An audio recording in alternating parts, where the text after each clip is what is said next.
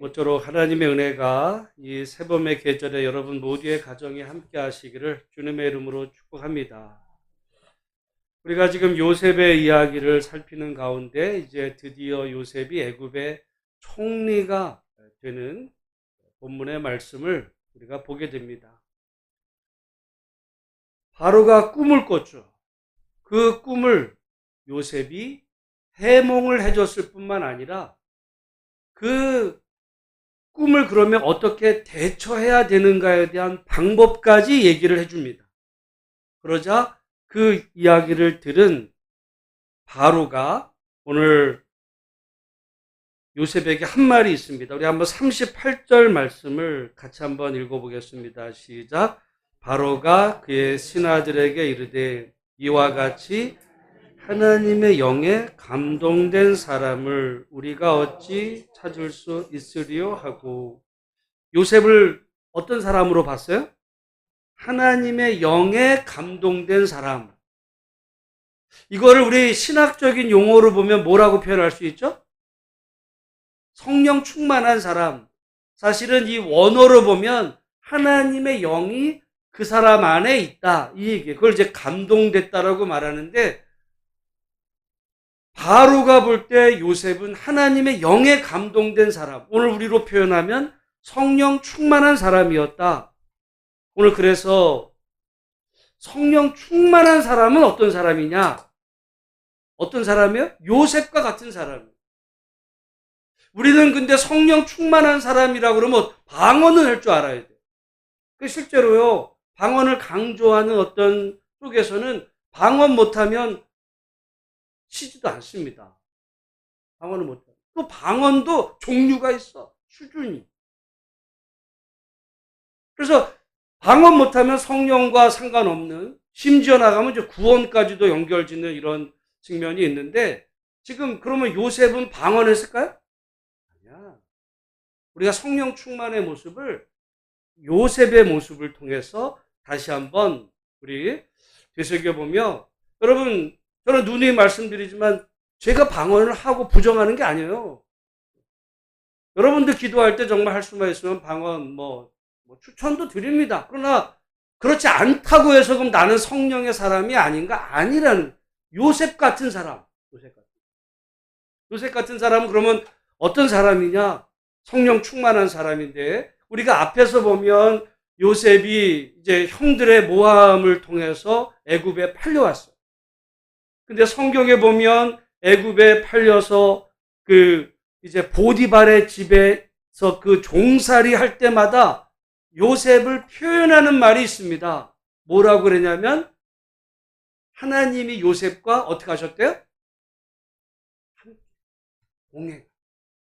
여러분, 그 사람 안에 성령이 있는지 없는지를 어떻게 알아요? 봤어? 성령이 있는지를 어떻게 알아? 요셉의 삶을 보면, 요셉이 늘 하나님과 동행한 요셉의 삶의 모습을 보면, 야, 하나님의 영이 저 사람 안에 함께 있다. 그러다 보니까 하나님의 영이 있으니까 말하는 거나 또는 행동하는 그 모든 거에서 다른 사람이 볼 때도, 지금 요셉 안에 하나님의 영이 있다는 걸 누가 인정했어요? 바로가 인정했어. 여러분, 제가 이거 성경을 이렇게 찾다 보니까 참 이게 이제 목사들이나 우리 설교하는 사람들은 성도들이 다 알 거라고 생각하지만 성도 입장에서 이제 다를 수 있다는 걸, 성경에는 여러분 요셉이라는 이름이 몇 번 나와요? 요셉. 여기 요셉도 나오지만 신약에도 또 나와. 누구예요? 누구 아버지? 예수님의 아버지 요셉이야. 그러니까 우리는 당연히 다른 사람일 거라고 생각하는데, 왜냐하면 그 네이버에 하다 보니까 그거를 물어보는 분들이 있더라고요. 다른 사람이 완전히. 그러면 여러분 보세요. 지금 이 요셉 때 애굽의 왕이 누구예요? 바로. 근데 모세 때 애굽의 왕이 누구예요? 모세 시대. 바로야. 그러면 이 바로와 이 바로가 같은 사람이야? 아니야. 이거는 한글로 바로고 파라오예요. 파라오. 파라오라는 말은 우리로 말하면 왕 또는 황제 이런 말. 이름은 따로 있어요. 애굽에 지금 왕 파라오가 지금 요셉을 가리켜서 이 사람 안에는 하나님의 영이 있다. 영이 있는 사람이다. 이제 인정을 하게 됐는데, 여러분, 그러면은 이 바로는 하나님을 믿어야 안 믿어요? 안 믿어. 그런데도 자기가 볼 때 저 사람은 하나님의 영이 그 안에 있다라는 거를 오늘로 말하면 불신자가 인정한 거예요. 우리가 여러분 한번 돌아보면서 우리가 정말 하나님의 백성인지 성령으로 충만한지를 누가 인정할 수 있어야 돼요? 우리 주변에, 심지어는 내 가족 또는 하나님을 안 믿는 사람도, 야, 저 사람 보니까 하나님 믿는 사람은 뭐가 달라.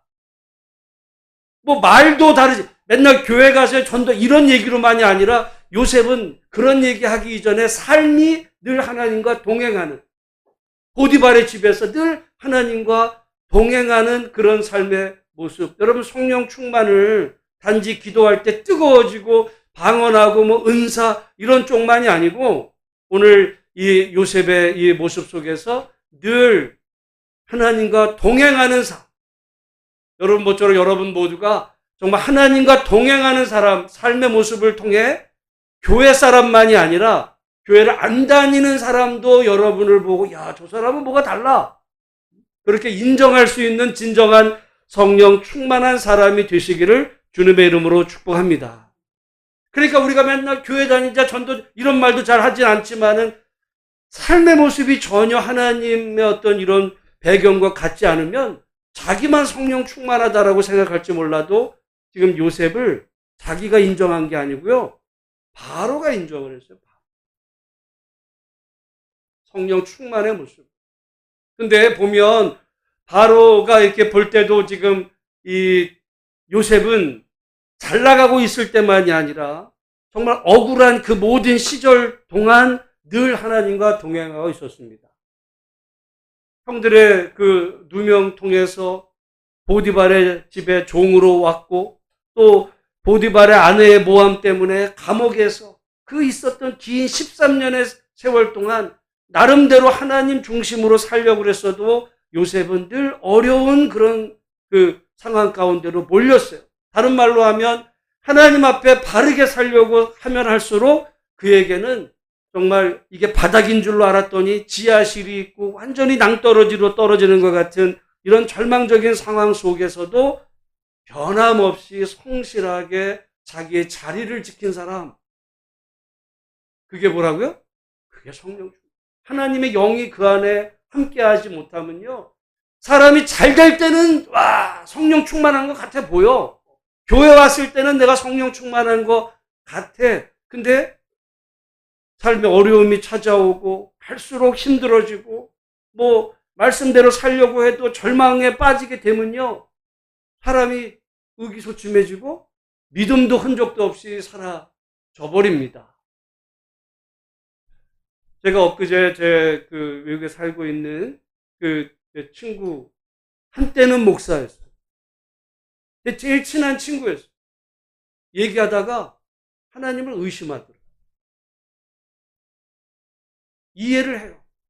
왜냐하면 외국에 공부하러 나갔다가 상황이 어려워져가지고 그냥 거기서 살게 됐어요. 20여 년.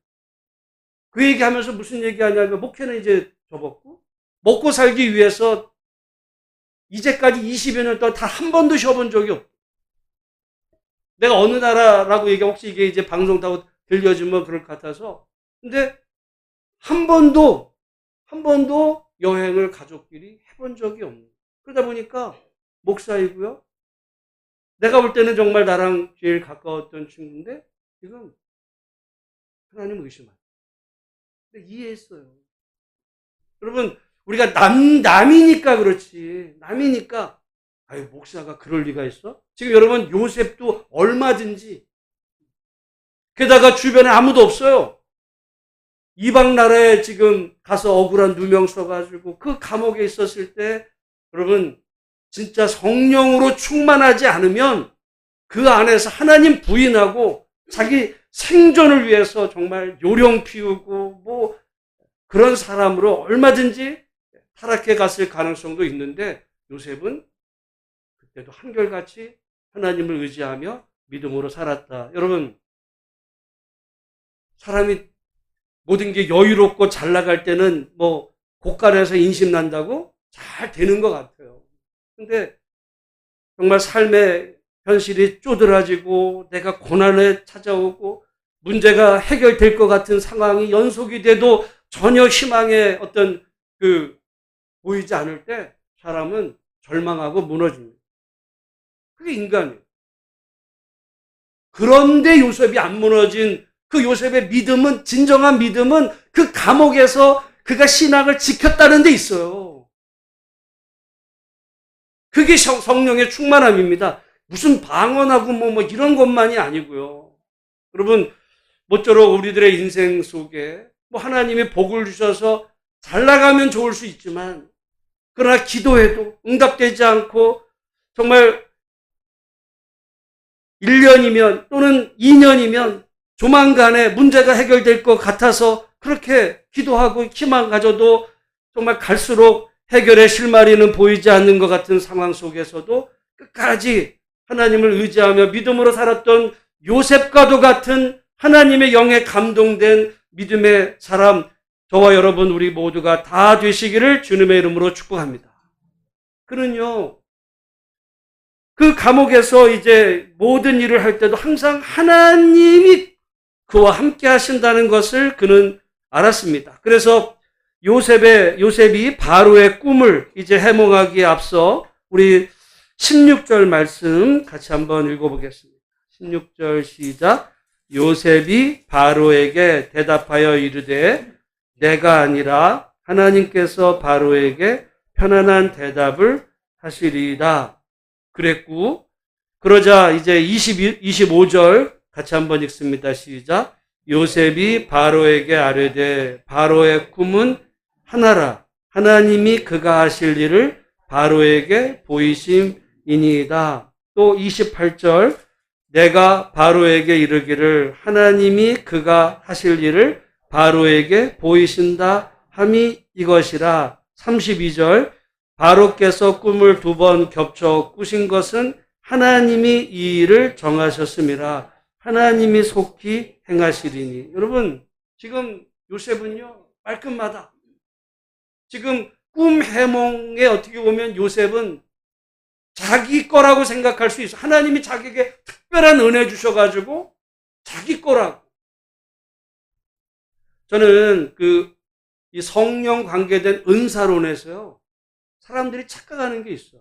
왜냐하면 은사가 자기 거라고 생각하는 거예요. 그러니까 성도들도 그런 경향이, 어떤 목사님은 은사가 있어. 어떤 사람은 신유 은사가 있어. 무슨 말이에요? 그 사람이 그 은사를 가졌다는 거야. 그러면 그 은사는 누구 거예요? 그 사람 거야. 그러다 보면 사람이요, 교만해져가지고 훗날 믿음에서 탈선하는 사람들 많아요. 왜? 자기 거니까. 심지어 옛날에 한때 박태선은 얼마나 은사가 넘쳤는데, 그러니까 자기가 이 물을 갖다 놓고 안수하면 이 물을 마시는 생수야. 왜? 이거 내 은사야. 내가 기도하면 다 돼. 내가 신이야. 이 얘기예요. 결국 타락하거든. 은사가 여러분, 하나님이, 이게 웃긴 거예요. 사람이, 하나님이 그에게 은혜로 뭐를 주셨는데, 이게 사람이 교만이 들어가면 그게 지권 줄 알아. 지금 요셉도 어떻게 보면 하나님이 그에게 꿈의 몽에 어떤 은사를 주셨다고 볼 수 있어요. 물론 신약에 보면 꿈의 몽의 은사는 없었지만, 그러나 여러분, 은사라는 말은 은혜의 선물이거든요. 선물. 그러니까 요셉에게 그거는 그에게 주신 하나님의 특별한 선물, 은사라고도 볼 수 있어요. 그러면 이거를 요셉도 한번 말해보시라고 내가 잘 해석해 드리겠다고. 자기 거라고 착각할 수 있어. 여러분, 우리가 자꾸 성경 보며,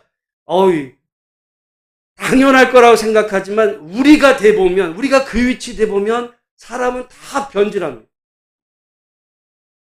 우리가 여러분, 만약에 진짜 어떤 은사가 있어가지고 사람들 오면요, 사람들이 교만의 차가 자기 건 줄 알아. 근데 요셉은 은사가 있었잖아요. 특별히 그 은사가 무슨 은사?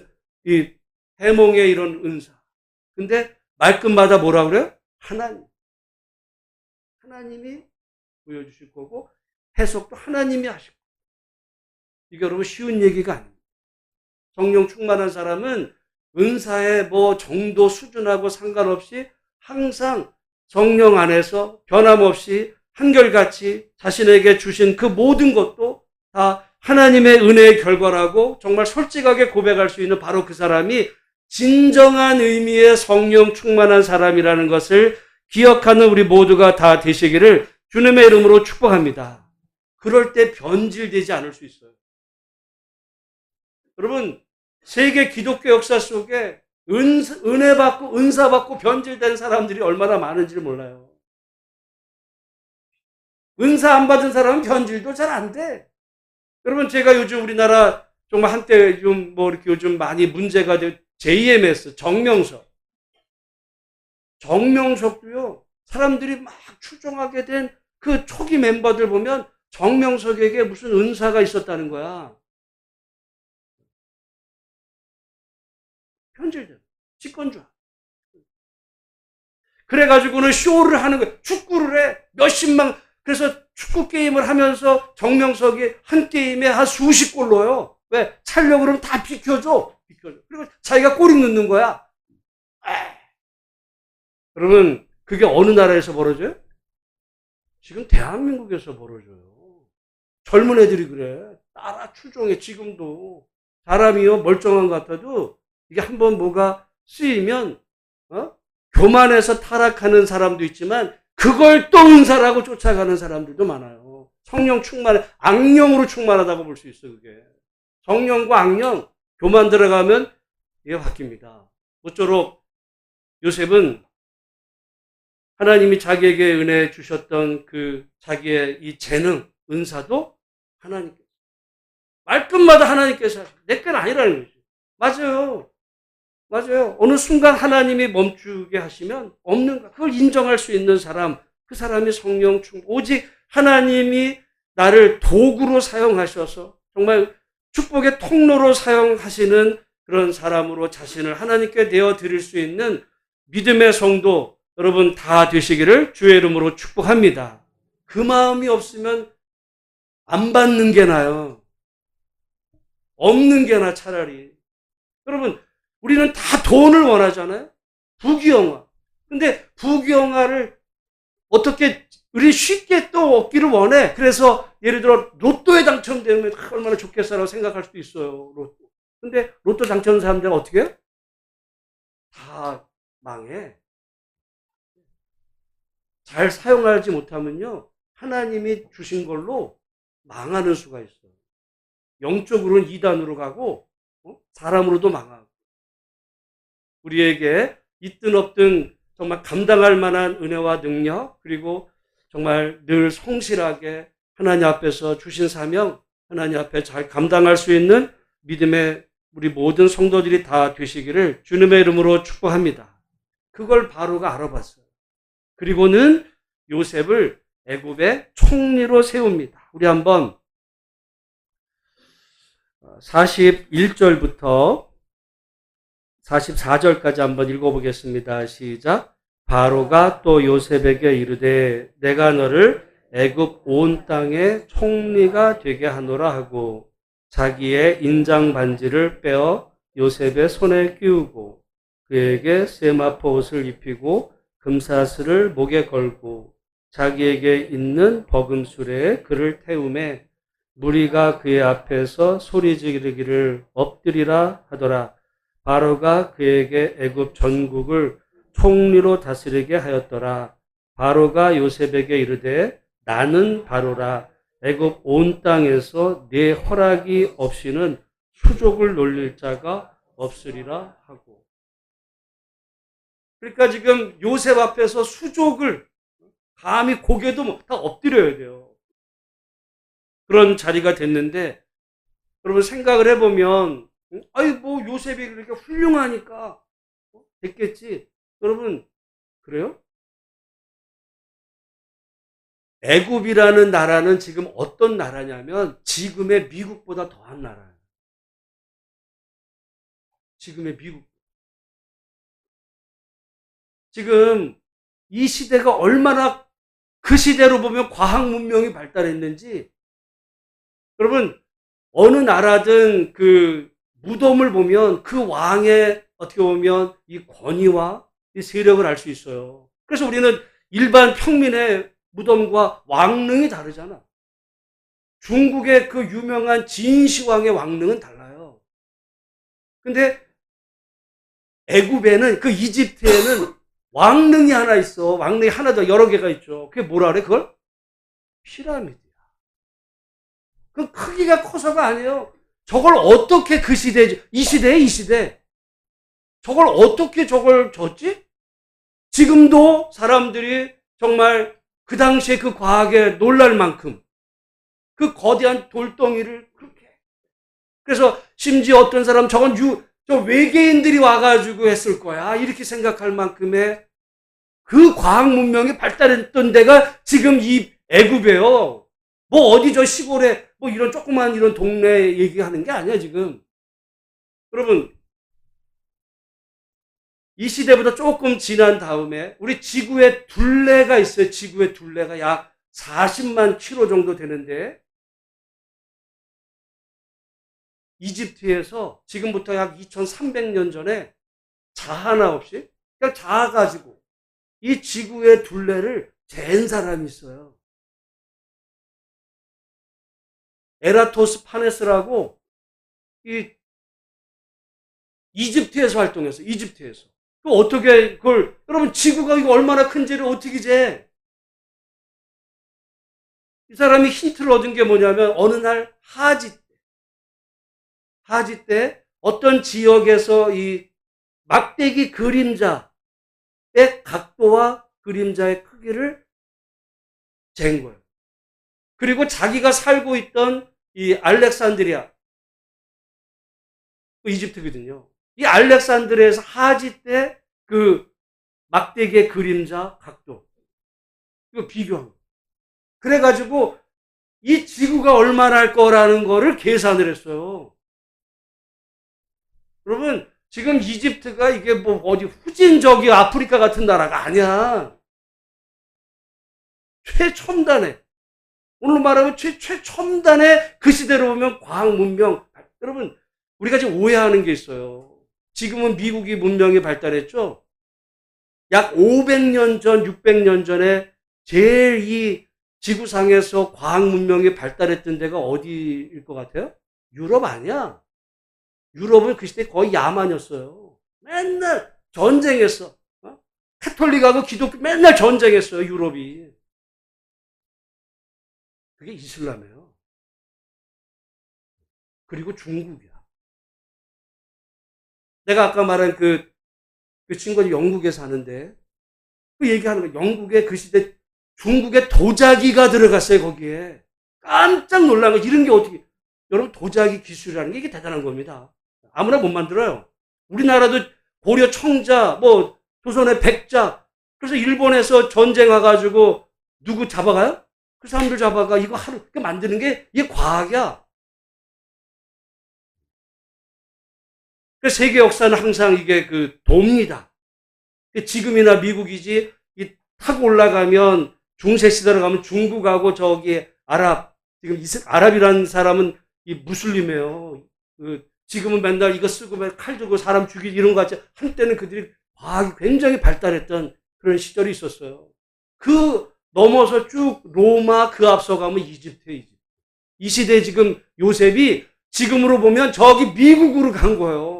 가가지고 정말 기량을 닦아서 말하자면 미국 대통령의 그 총리가 된 거예요. 어디 뭐 딴 데가 아니라. 근데 저는 이걸 보면서 그 요셉을 바로가 왕으로 썼어. 총리로.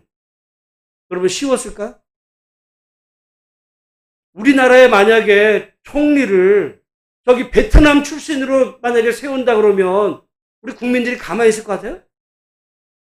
난리가. 여러분 삼성전자의 부회장을 어디 저기 다른 나라에 저기 조그만 어떤 나라에 누구를 세우면은 난리가 나요. 사람이 없냐고. 우리가 입장을 바꾸면 애굽 왕 바로가 요셉을 정말 제2인자로, 그 2인자도 그냥 허수아비가 아니라 완전히 실권을 다 줬어요.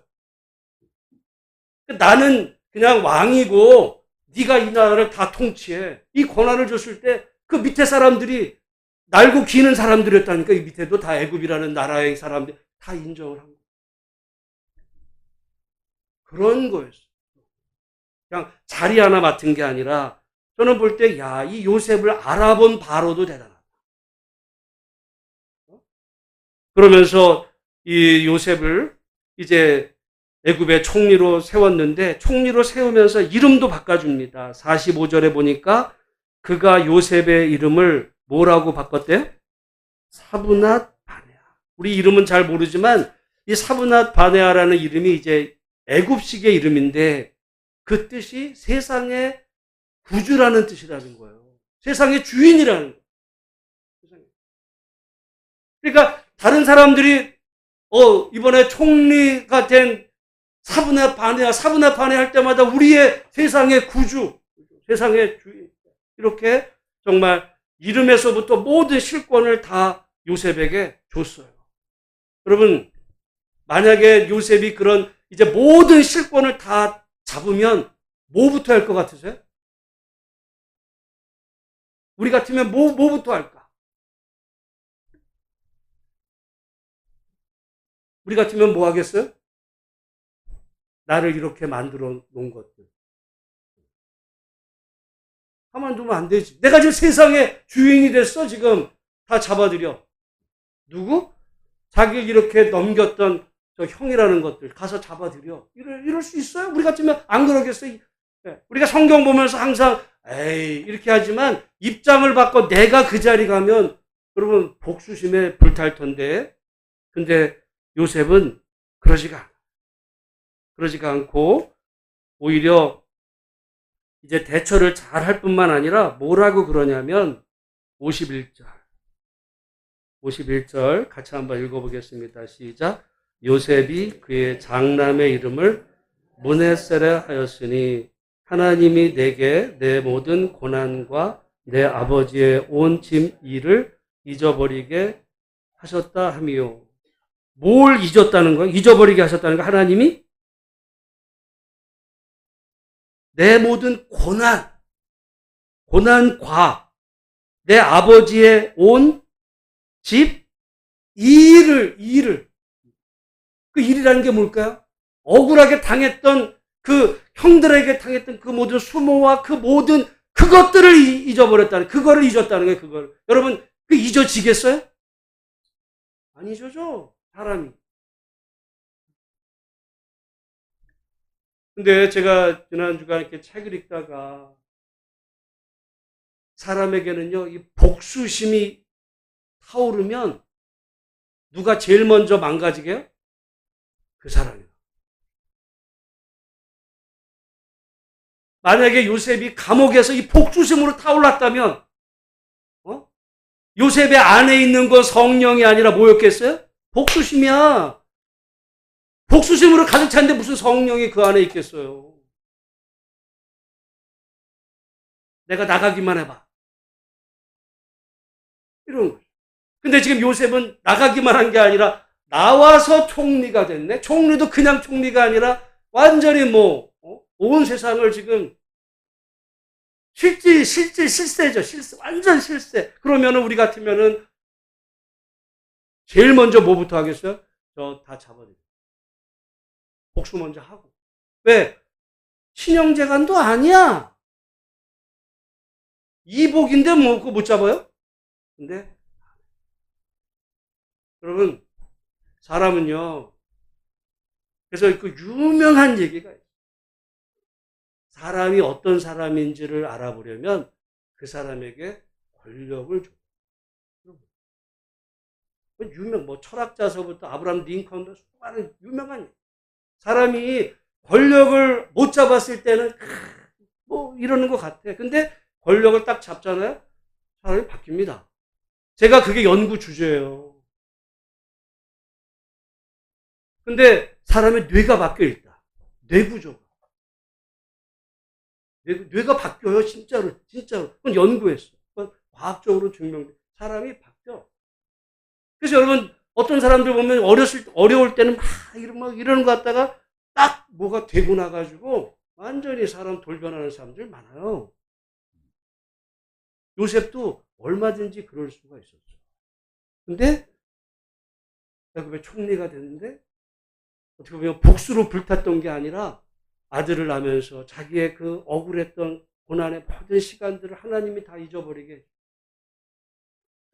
신앙의 고백이에요. 그게 아들 이름을 지으면서 자기 신앙의 하나님의. 그리고 자기에게 맡겨진 그 일을 변함없이 성실하게 끝까지 감당하는 거. 그러면 쉬운 일이 아니라 어떻게 가능했다고요? 요셉이 하나님의 영에 갑니다. 저는 그래서 교회 다니는 우리 많이 청년 학생들 많이 없어요. 교회 다니는 애는 공부 잘해야 돼요. 교회 다니는 핑계를 공부 안 해? 그런 거 없어요. 요셉은 성실하게 했으니까 그게 지금 그 종의 일도 성실하게 걔가 공부를 했으면 성실하게 공부를 안 했을까? 최선을 다했지. 자기가 맡겨진 일, 직장인은 직장인으로 우리가 그러니까 교회 다니면서 직장을 적당히 요령 피면서 나 교회 다니니까 하나님 앞에서는 그거 의미 없어요. 여러분, 우리가 오늘 살아가는 이 시대 자본주의 사회잖아요. 이 자본주의가 옛날부터 기생 있었던 게 아니야. 자본주의가 어떻게 탄생하게 됐는지에 대해서 이 기독교와 연관성을 다룬 이 막스 베버라고 하는 독일의 사회학자가 연구한 게 있어요. 그 유명한 책이 프로테스탄트 윤리와 자본주의의 정신이라는 책이 있어요. 근데 이제 어떤 사람들은 그것만이 아니다 얘기하지만 거기에 아주 놀라운 통찰력이 있어요. 거기 프로테스탄트는 개신교고 좀 구체적으로 말하면 청교도야.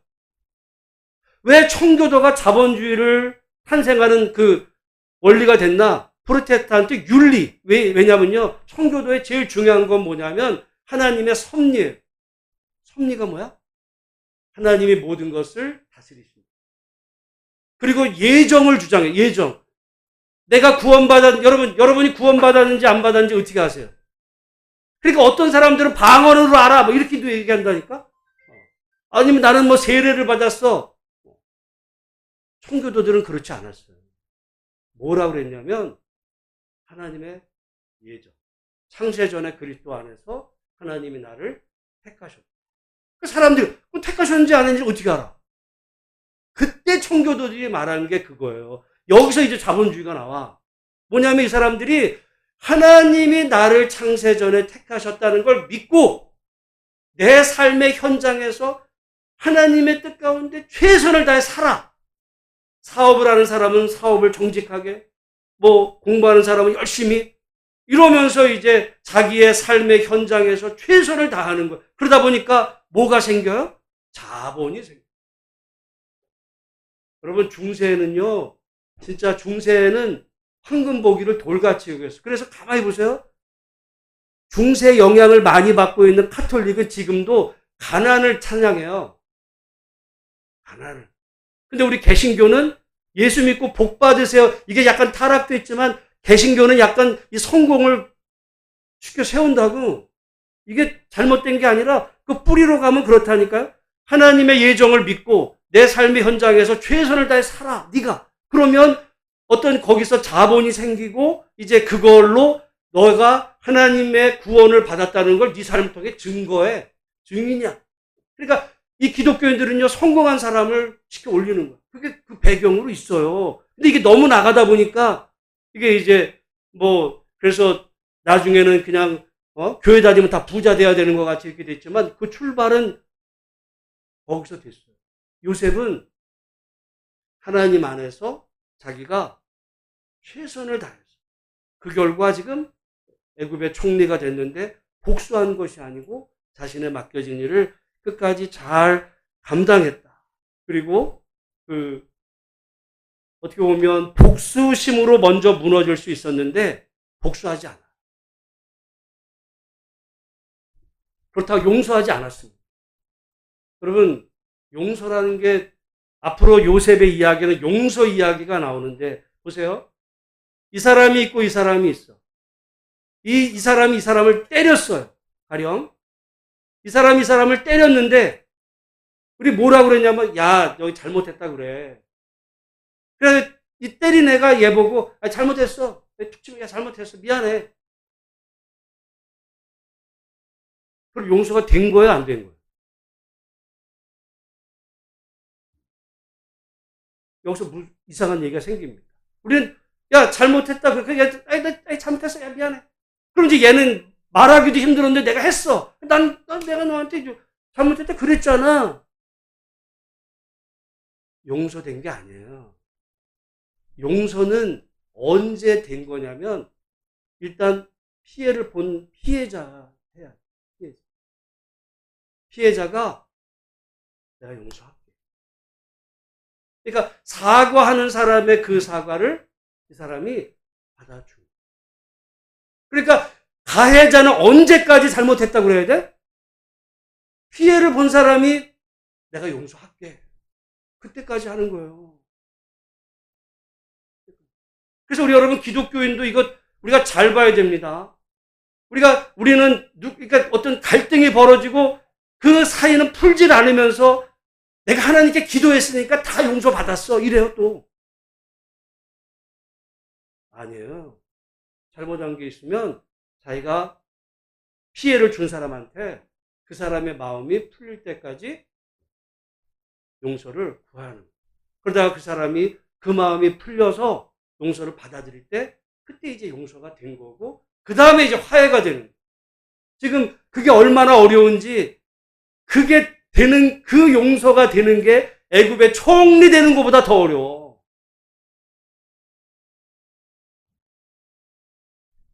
그러니까 지금 애굽 총리는 금방 됐어요. 형제 용서는 길어. 우리가 끝날 때까지 그 용서가 이제 어떻게 그 과정이 되는지. 여러분, 근데 이 진정한 용서 이전에 요셉은 뭘 지워버렸냐면 복수심을 지웠어요. 용서하지 않았어요, 아직. 용서는 가해자가 와서 사과를 해야 되는 거야. 그때부터 시작이 되는. 그 전까지 대신 복수심. 왜? 하나님 안에서. 어떻게 가능했다고요? 성령으로 충만했어요. 우리가 막 복수심에 그냥 불이 이르면서 성령 충만. 여러분, 같이 갈 수가 없는 거예요. 하나님의 영은 사랑인데 하나님의 영이 사랑으로 가득 차 있는 그 사람 마음에 복수심이 들끓으면서 그게 무슨 성령으로 충만하겠어요. 악령이 아니면 다행이겠지. 자기 영이겠죠. 모쪼록 요셉 그 아들을 낳으면서 자기 지난 시절 보면서 복수심 내려놓고 하나님이 내 모든 고난과 내 아버지 집에서 있었던 그 모든 억울했던 일을 다 잊어버리게 해주셨다. 그 신앙 고백. 그 다음에 아들 이름을 뭐라고 지냐면 우리 52절 같이 읽습니다. 시작. 차남의 이름을 에브라임이라 하였으니 하나님이 나를 내가 수고한 땅에서 번성하게 하셨다 함이더라. 이게 정말 어떻게 보면 은혜예요. 므낫세가 있고 나서 에브라임이 있는 거예요. 용서가 있었기 때문에 그 다음에 번성이지. 만약에 순서가 바뀌어가지고 아직 복수심에 있는데 번성 먼저 되면 어떻게 되겠어요? 복수하게. 여러분, 우리는 번성을 바라겠잖아요. 성공과 잘되기를. 그러나 그 이전에 내가 그것을 담을 만한 내 마음의 그릇이 과연 준비되어 있는지 정말 우리 안에 있는 어떤 복수심. 용서는 아니에요, 용서. 용서는 그 다음 용서에도 단계가 있어요. 복수심부터 내려놔요. 모쪼록. 왜냐하면 복수심을 가득 차면 자기가 당해요. 자기가 암 걸립니다. 자기가 속병 생겨요. 그 복수심 내려놓고 정말 하나님의 은혜를 구하면서 믿음으로 살아가시는 진정한 성령 충만한 우리 모든 성도들이 다 되시기를 주의 이름으로 축복합니다. 하나님 아버지 감사합니다.